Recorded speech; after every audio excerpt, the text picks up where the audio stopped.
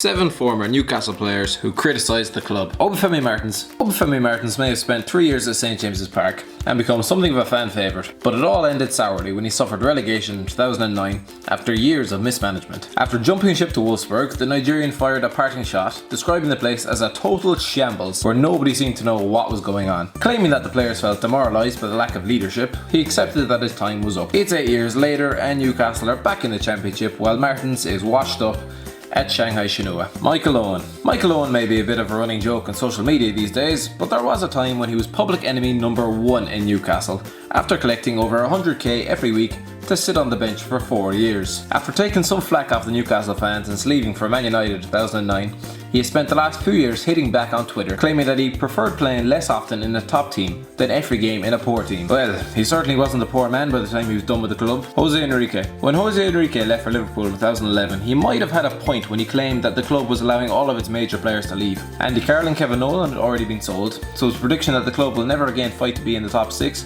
wasn't totally outlandish. 9 months later, Newcastle fans would joyfully remind Enrique, who somehow ended up between the sticks, that their 5th place team were indeed in the top 6. Patrick Kluivert was supposed to be Sir Bobby Robson's last great signing when he arrived in summer 2004. However, Robson was fired after only 4 games, Souness came in and Kluivert scored just 6 league goals. So naturally he placed the blame for his failure on the man who now has a statue outside St James's Park.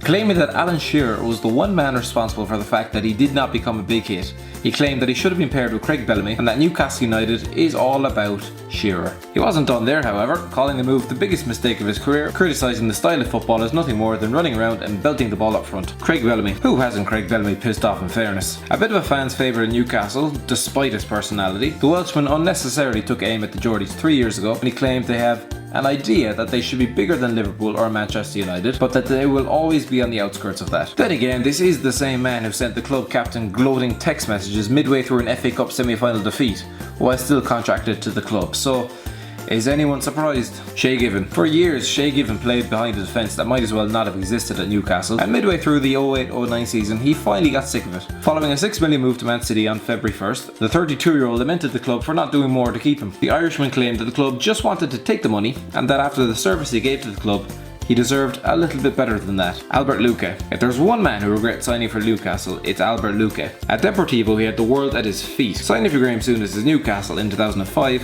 his career very quickly slid into the dumpster. He has recently claimed that the 2 years spent on Tyneside were the worst of his career, and that it is an experience he would not want to repeat. After just 21 appearances, who would blame him?